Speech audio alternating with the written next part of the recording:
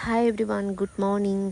അപ്പം ഇന്നിപ്പം സന്യയുടെ സ്കൂളിലേക്ക് യൂണിഫോമൊക്കെ സ്റ്റിച്ച് ചെയ്ത് റെഡിയാക്കിയിട്ടുണ്ടെന്ന് പറഞ്ഞു. അപ്പോൾ ഇന്നാണ് ഡേറ്റ് കിട്ടിയിരിക്കുന്നത് പോയി മേടിക്കാനായിട്ട്. അപ്പോൾ ഇന്ന് അവിടേക്ക് പോകണം. പിന്നെ 2 ദിവസമായിട്ട് മഴയായത് കാരണം ഇവനെ കുളിപ്പിച്ചിട്ടൊന്നും ഉണ്ടായിരുന്നില്ല. അപ്പോൾ കുളിപ്പിക്കാമെന്നൊക്കെ വിചാരിച്ചിട്ട് ഞാനിങ്ങനെ പുറത്തു കൊണ്ടുവന്ന് കെട്ടിയേക്കാണ്. ഇനിയിപ്പോൾ ക്ലൈമറ്റ് എന്താവുമെന്ന് അറിയില്ല. പിന്നെ ഈ ചെടി കണ്ടോ, ഇത് ഞങ്ങൾ കഴിഞ്ഞ വർഷം ഓണത്തിൻ്റെ സമയത്ത് പൂക്കളിടാൻ വേണ്ടി വാങ്ങിച്ചതായിരുന്നു.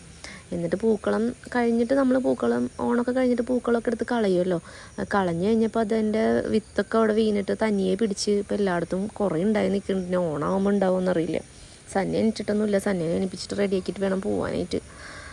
യൂണിഫോം മേടിക്കണം, പിന്നെ ലുലുവിലൊന്ന് പോകണം, കുറച്ച് സ്കൂളിലേക്കുള്ള സാധനങ്ങളൊക്കെ മേടിക്കാനുണ്ട്. അങ്ങനെ വിചാരിച്ചിട്ട് അപ്പോൾ ഇതാണ് ഞാൻ ഇന്ന് ഈ ഡ്രസ്സ് ഇട്ടേ.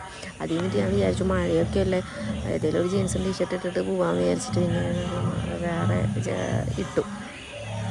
കാരണം അപ്പം ഞാൻ പിന്നെ മാറിയിട്ട് ഞാൻ ഇതെടുത്തിട്ട് ഇനിയിപ്പോൾ അവളെ എണീപ്പിച്ച് അവൾക്ക് എന്തെങ്കിലും കൊടുത്തിട്ടൊക്കെ വേണം കൊണ്ടുപോകാനായിട്ട്. അവളിപ്പം വെക്കേഷനൊക്കെ ആയതുകൊണ്ട് ഇങ്ങനെ കിടന്ന് ഉറങ്ങണം. അല്ലെങ്കിൽ രാവിലെ 7 മണിയാകുമ്പോഴേക്കും സ്കൂൾ ബസ് വരും. ഇപ്പോൾ ഒരാഴ്ചയും കൂടെ ഉള്ളൂ ഉറക്കമൊക്കെ. അപ്പോൾ ഇത് നെയിൽ വെച്ചതിൻ്റെ ഭയങ്കര ഷോ ഓഫാണ് കാണിച്ചുകൊണ്ടിരിക്കുന്നത്.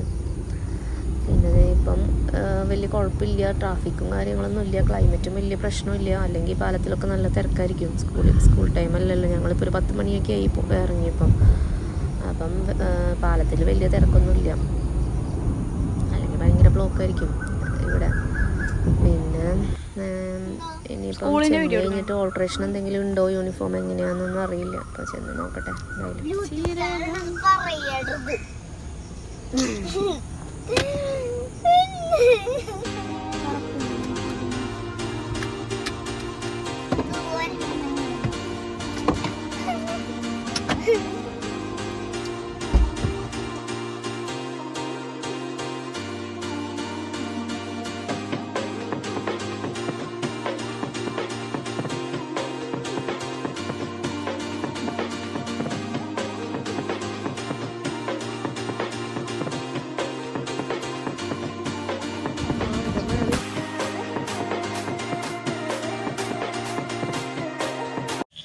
യൂണിഫോമൊക്കെ ഇട്ട് നോക്കി.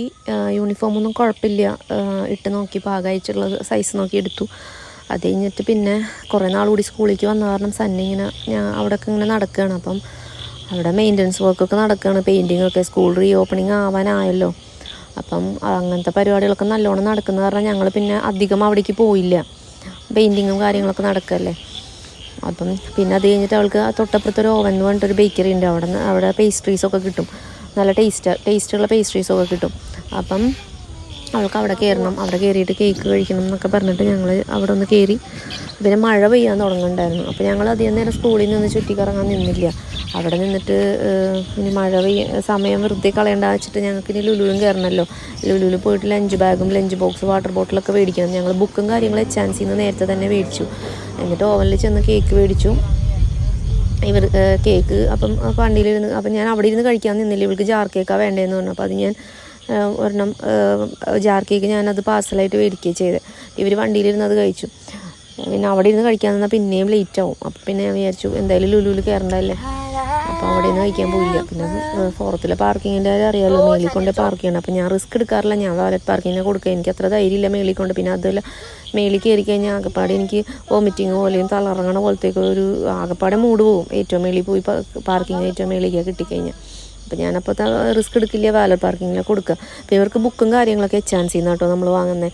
എച്ചാൻസിന്ന് വാങ്ങിക്കണമെന്ന് അവർ സ്കൂളിൽ നിന്ന് പറയും, എച്ചാൻസിന്ന് വാങ്ങിക്കണമെന്ന്. പിന്നെ സ്കൂൾ ബാഗ് കമ്പൽസറി ആയിട്ടും സ്കൂളിൽ നിന്ന് തന്നെ വാങ്ങിക്കണം. പുറത്തുള്ള ഫാൻസി ബാഗുകളൊന്നും നമ്മൾ വാങ്ങിക്കാൻ പറ്റില്ല. സ്കൂളിൻ്റെ പേര് എഴുതിയിട്ടുള്ള ബാഗ് ചെറിയ കുട്ടികൾക്ക് അത് തന്നെ വാങ്ങിക്കണം, സ്കൂളിൽ നിന്ന് തന്നെ വാങ്ങിക്കണം. അപ്പം പിന്നെ നമുക്ക് ആകെ lunch bag, lunch box, tiffin box, പിന്നെ വാട്ടർ ബോട്ടിൽ, അങ്ങനത്തെ സാധനങ്ങളൊക്കെ. ഇവർക്ക് ബുക്സും കാര്യങ്ങളൊക്കെ കൊണ്ടുപോകേണ്ട ആവശ്യമില്ല. ഇവർക്ക് വർക്ക്ഷീറ്റാണ് സ്കൂളിൽ. ബുക്സും കാര്യങ്ങളൊക്കെ എല്ലാം അവിടെ മേടിച്ച് കീപ്പ് ചെയ്യുക. വീക്കെൻഡൊക്കെ ആകുമ്പോൾ കൊടുത്തിടും. വർക്ക്ഷീറ്റിലാണ് എല്ലാം ചെയ്യാണ്ട്. വർക്ക്ഷീറ്റ് വീട്ടിലേക്ക് കൊടുത്തുവിടുക, നമ്മൾ ഫയൽ ചെയ്യാം. അങ്ങനെയാണ് ഇവരുടെ സ്കൂളിലെ ഒരു സിസ്റ്റം.